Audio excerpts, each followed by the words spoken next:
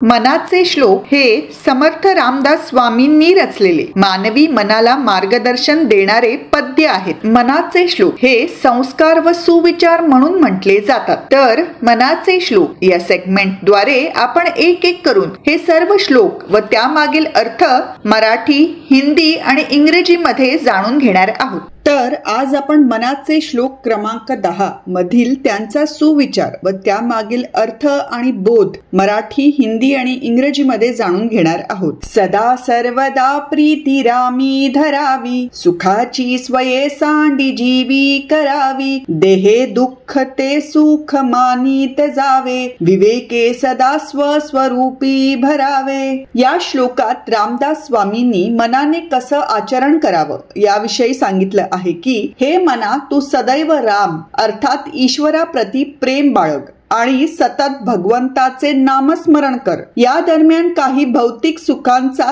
त्याग करावा लागल्यास तो तू स्वतः निर्धारपूर्वक कर। देहाला जर काही कष्ट होत असल्यास त्याला देह दुःख न समजता सुखाची भावनाच समज। तसंच नेहमी विवेकाने अर्थात विचाराने आत्मस्वरूपामध्ये विलीन राहा। सतत मनात देवाचं स्मरण करत राहिल्यास ईश्वर प्रीती तर निर्माण होतेच, पण त्याचबरोबर स्वार्थ बुद्धी व वाईट विचारांची हकालपट्टी ही होते।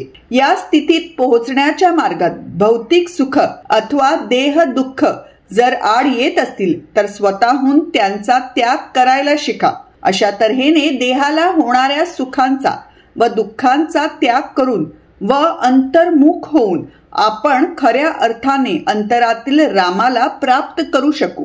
इस श्लोक में रामदास स्वामी जी ने मन को कैसा आचरण करना चाहिए इसके बारे में बताया है कि हे मन तू सदैव राम अर्थात ईश्वर से प्रेम कर और भगवान के नाम का निरंतर स्मरण कर। यदि इस बीच अगर कुछ भौतिक सुखों का त्याग करना पड़ा तो संकल्प पूर्वक स्वयं ही कर। यदि शरीर को कष्ट हो तो उसे देह दुख नहीं बल्कि सुख की अनुभूति समझना चाहिए। इसी प्रकार हमेशा विवेक यानी विचारों के साथ आत्मा में लीन रहे। दोस्तों, मन में ईश्वर का स्मरण करते रहने से ईश्वर प्रेम तो उत्पन्न होता ही है, साथ ही स्वार्थ और बुरे विचार भी दूर हो जाते हैं। यदि इस अवस्था तक पहुंचने में भौतिक सुख या शारीरिक कष्ट आड़े आते हैं तो उन्हें स्वयं त्यागना सीखे। इस प्रकार शरीर के सुख और दुखों का त्याग कर और अंतर्मुख होकर हम वास्तव में राम को प्राप्त कर सकते हैं। In this shloka Ramdas Swami ji has talk about how the mind should behave. He says, o mind, you should always love Rama, that is God, and remember the name of God constantly. If during this time you have to give up some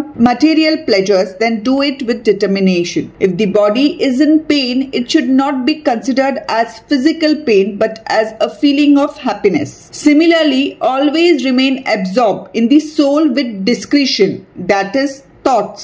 Friends, by remembering God in mind, not only your love for God is generated, but selfishness and bad thoughts also go away. If material pleasures or physical sufferings come in the way of reaching this state, then learn to abandon them yourself. Thus, by renouncing the pleasures and pains of the body and becoming introspective, we can truly attain Rama. तर मित्रांनो, आजचा हा video तुम्हाला आवडला असल्यास हे संस्कार व सुविचार लोकांपर्यंत पोहोचवण्याकरिता तो नक्की शेअर करा आणि मैत्री दोस्ती कॉर्नर हे चॅनल जरूर सबस्क्राइब करा। धन्यवाद। राम कृष्ण हरी।